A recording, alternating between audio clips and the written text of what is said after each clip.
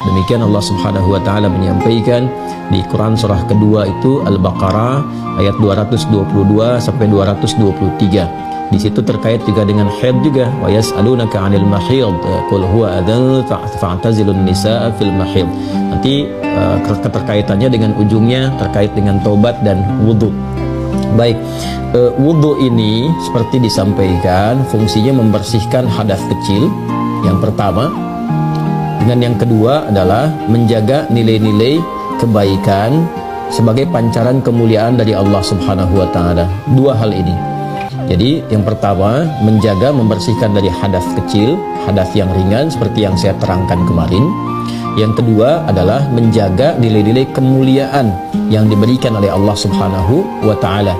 Karena orang yang wudu itu selain hadasnya juga hilang, dia juga terjaga dalam kebaikan.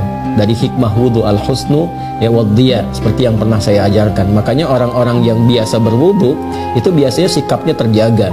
Ya, dia nggak mau berperilaku yang buruk, kan? Dia nggak mau berkata yang tidak baik, memandang kepada yang tidak elok. Kemudian ketika batal wudu lagi, kan? Nah, itu yang biasa dilakukan. Dari dua fungsi ini, bagaimana terkait dengan haid? Haid itu kan hadasnya hadas besar.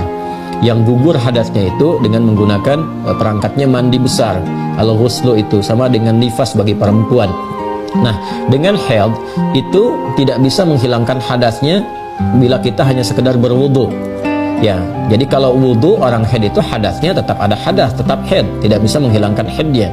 Tapi fungsi wudu yang kedua itu masih bisa melekat pada dirinya, menjaga pada nilai-nilai kemuliaan, menyegarkan keadaan dirinya, menjaga pada sikap dan sifatnya. Jadi bagi perempuan yang tengah mengalami masa haid diperkenankan untuk berwudu, boleh-boleh saja.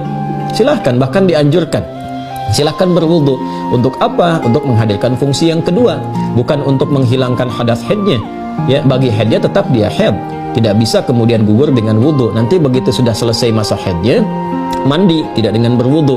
Ya, namun dengan wudunya itu menghadirkan fungsi yang kedua, penjagaan pada kebaikan, menjaga keadaan tetap dalam keadaan yang baik. Jadi suci yang dimaksudkan bukan suci secara fisikal, tapi secara maknawi. Ya, secara maknawi menjaga kepada keadaan diri, menghadirkan keadaan-keadaan cahaya yang melekat pada dirinya. Itu yang menyempurnakan ghurral muhajjalin, ghurrahnya disempurnakan, cahaya-cahaya kemuliaannya.